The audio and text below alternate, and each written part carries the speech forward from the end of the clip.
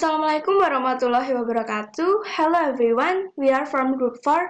We will continue the material about how do people acquire the word of a second language. Before we go to presentations, let me introduce myself and my friends. My name is Rachmahdina Nurseha and my friend is Desi Rahayu, Nadya Alissa, Luthfiyah, Azizah, and Silmi Riva'ah. First, I will explain about words and more. Number 1, it's what's a word. Words are obviously a vital element of language, and there is a whispered strong association between a concept of word and that of language.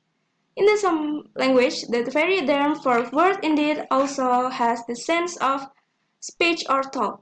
We can refer in this context also to the English expressions to have a word with someone, which obviously means having a talk with someone rather than just uttering a single word to someone. Number 2 is words meaning both word and speech or talk. Nor is awareness of words confined to liberty associates and individual. The linguist Edward Sapir conducting field work American he has working with word literacy and thus an comment to the concept of the written word. And then number 3 is a sample dictionary entry highly abbreviated from the Oxford English Dictionary. Table abbreviated entry to the cattle scene in it include, among other things, grammatical information. Cattle is an e.a. a noun, and phonological information. It is pronounced cattle, but also in many cases it includes information about geographical use. Solicitor in British English means a kind of lawyer in America. Number 4 is what does it mean to know a word? Is knowing a word being able to recognize what it sounds like or looks like? Is it being able to give the world's dictionary definitions? Research suggests knowing a word by sight and sounds and knowing its dictionary definitions are not same as knowing how to use the word and understanding it when it is heard or seen in various contexts. And number 5 is summary of words and more. The summary is words from lexical entries in a large mental lexicon in everybody's mean. Number 2 is a lexical entry includes many aspects of each word including their pronunciation and spelling, their grammatical use, their meaning, their role phrases, their appropriateness of use.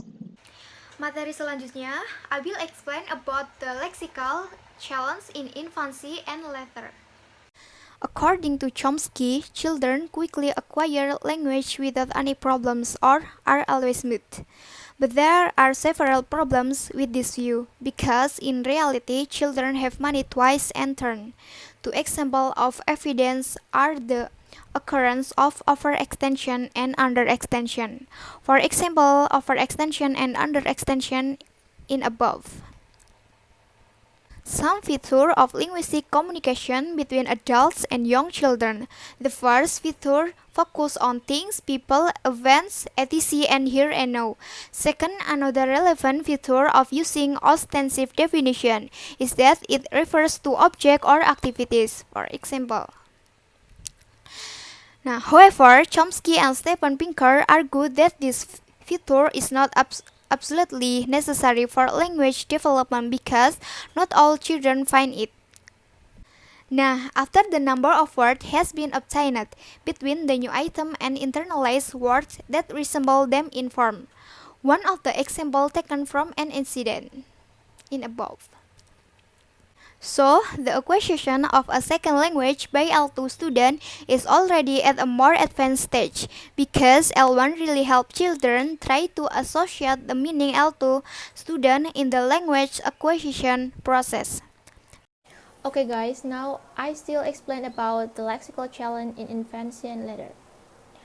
So, Such words of strangers or registers have been observed in a number of studies. It is lexically more constrained than the linguistic interactions between native speakers. It means the interaction between L2 learners more constrained than interaction between native speakers. Similar kind of input tuning are also apparently typical of teacher talk in second language classroom, with simplification of vocabulary and high use of right, and okay.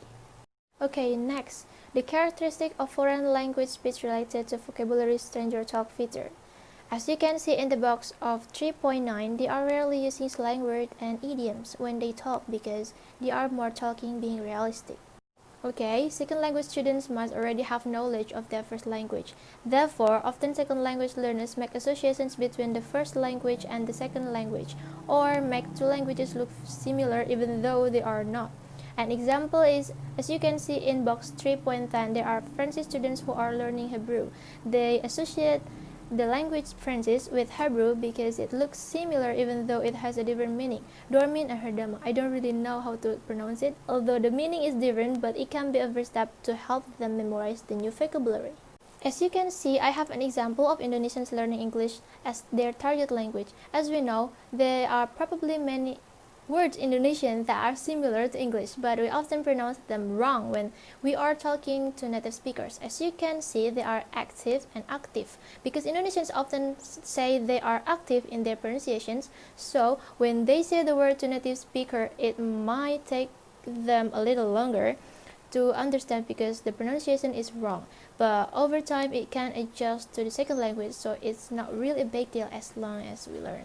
As you can see, there is the word activist in English and activist in Indonesian. It may look the same at the first glance, but you need to know that these two words actually have different meanings. Activists in Indonesian culture are often interpreted as campus activists or BEM activists, while activists in English culture are interpreted as people who like to defend socially, such as during demonstrations to get women's rights, demonstrations for anti-racism. Maybe that's the difference. It causes discontinuity between different cultures, so we have to be more careful when talking to native speakers because what we are talking about may not be the same as their understanding. So maybe that's all. The next material is about learning words one at a time. In fact, according to the agreement among researchers, there are two important roles to play for L2 learners, which is lexical learning based on a journalistic approach and lexical learning based on context. What I am going to discuss here is the study based on the atomistic approach. The atomistic approach is a language lexical learning that is focused on memorization of individual lexical expression. And here there are two techniques how to acquire second language based on atomistic approach. The first is by rote learning or memorize, and the second one is by mnemonic strategy. The first is rote learning.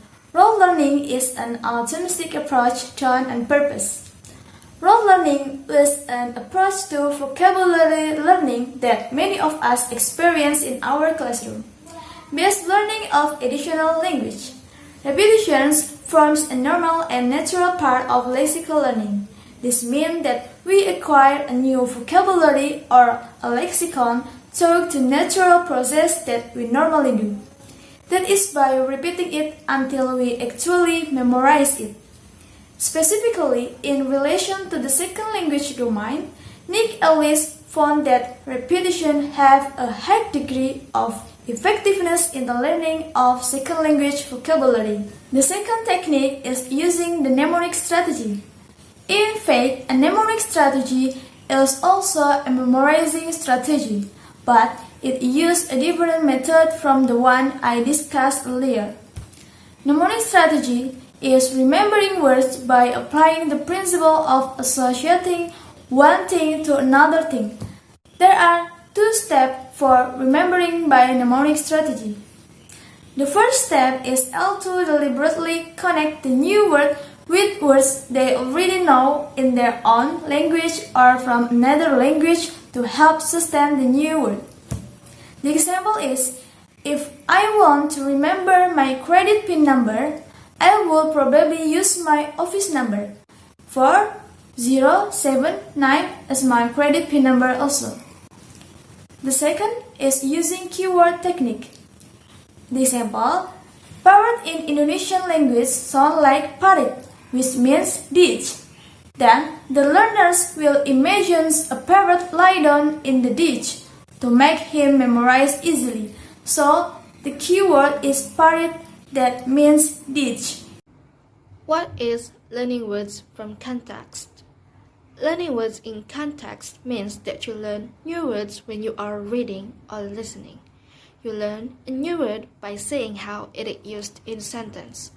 Learning from context is taken to mean the incidental learning of vocabulary from reading or listening, and the main focus of learners' attention is on the message of the text. So, learning through context is different from learning through atomistic. So, learning the context is incidental, not intentional, while atomistic is intentional. Next, what is incidental vocabulary learning? Incidental vocabulary acquisition is generally described as the picking up of new words when students are engaged in a reading, listening, speaking, or writing task. That is, incidental acquisition refers to the absence of the conscious intention to commit a word to memory. A particular view of incidental vocabulary learning was taken by Stephen Carson, who claimed that new words can be picked up just from reading and from entirely concentrating on the message and the meaning of the text in question. Next, if you wanna success to remember or pay attention to the words that you have found on your reading or listening, show them when parent recommended to the a three-phase action sequence. First, guessing the meaning of the unknown word. Second, checking the guess, for example in dictionary. And then third, focusing on the form of the word, analyzing it in relation to other words known. This action sequence does not involve trying to memorize the target word, but it does involve paying a good deal of attention to it. Next, example, applying a three-phase action sequence. During a tornado, be aware of potential hazards such as broken glass and sharp objects. First, you must guess what hazards means. After guessing it, you check it in dictionary, and last, focusing on the form of the words, analyzing it in relation to other words known. Hazard means something that is dangerous and likely to cause damage. Next, incidental learning is not just reading. As Liz Ducate's study of auto learner context-based interaction with audio and video input, Ruth Ellis also points out incidental lexical learning from oral interaction in the classroom. These things will help students to gain new vocabulary. Thank you. Next. Some concluding remarks. The mental lexicon, whether in the first language or in additional languages, involves a great deal more than individual word forms in their basic meanings. And the learning of vocabulary has to be seen as much richer, more multidimensional, and more interesting activity than it was traditionally considered to be. Lexical acquisition may be facilitated by biologically endowed mechanisms relating to specific aspects of the process. Even if this is the case, however, universal innate language acquiring can only check the process so far, at the level of particular forms and their association with particular concept configurations.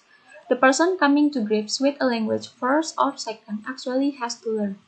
Both first language and second language vocabulary acquisition proceed in a context of input learning of various kinds and are characterized by special teaching in the form of ostensive definition, reflecting an intuition on the part of their interlocutors that learners require constant attentiveness to their comprehension problems, continual support, and generous supply of explicit explanations. The importance of image in lexical acquisition suggests that learners could be helped by encouraging them to use images and imaging techniques to come to grips with new items.